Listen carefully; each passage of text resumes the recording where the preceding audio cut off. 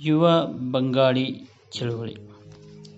ಉತ್ತರ ಭಾರತದಲ್ಲಿ ಆಧುನಿಕತೆಯ ಗಾಳಿಯು ಬೀಸತೊಡಗಿದ್ದು 19ನೆಯ ಶತಮಾನದಲ್ಲಿ ಕಲ್ಕತ್ತಾ ನಗರವು ಹೊಸ ಆಲೋಚನೆಗಳ ಕೇಂದ್ರಬಿಂದುವಾಗಿತ್ತು. 1820 ಮತ್ತು 1830ರ ದಶಕದಲ್ಲಿ ಹೊಸ ಚಳುವಳಿಗಳು ಹುಟ್ಟಿಕೊಂಡಿದ್ದವು. ಈಗಾಗಲೇ ನಾವು ಬ್ರಹ್ಮ ಸಮಾಜದ ಬಗ್ಗೆ ಗಮನವನ್ನು ಕೊಟ್ಟಿದ್ದೀವಿ.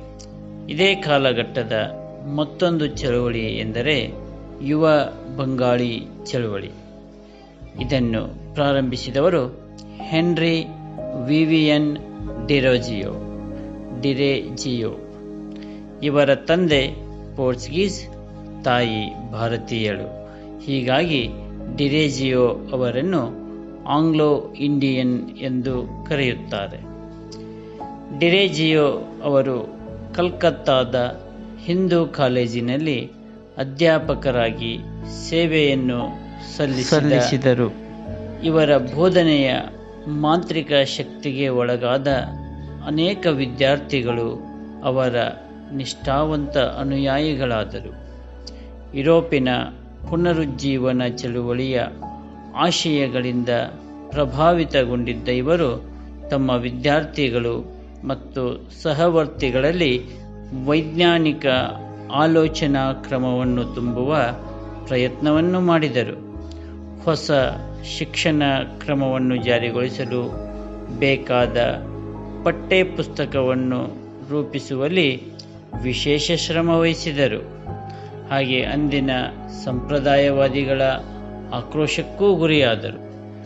ಇವರು ಅಕಾಡೆಮಿಕ್ ಅಸೋಸಿಯೇಷನ್ ಎನ್ನುವ ಚರ್ಚಾ ವೇದಿಕೆಯನ್ನು ಕಟ್ಟುವ ಮೂಲಕ ಹೊಸ ಸಂವೇದನೆಗಳನ್ನು ಹುಟ್ಟುಹಾಕಿದರು.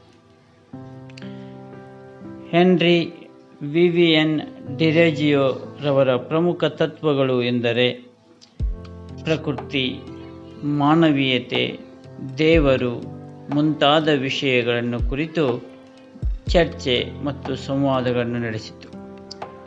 ಮೂಢನಂಬಿಕೆಗಳಿಂದ ಪರಿಹಾರವಿರುವುದು, ಎಲ್ಲವನ್ನು ಎಲ್ಲರೂ ವೈಜ್ಞಾನಿಕವಾಗಿ ನೋಡುವ ದೃಷ್ಟಿಕೋನವನ್ನು ಬೆಳೆಸಿಕೊಂಡಾಗ ಮಾತ್ರ ಎಂದು ಹೇಳಿದರು.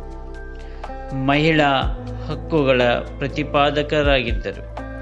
ಜಾತಿ ಪ್ರೇರಿತ ಶೋಷಣೆಯ ವಿರೋಧಿಯಾಗಿದ್ದರು.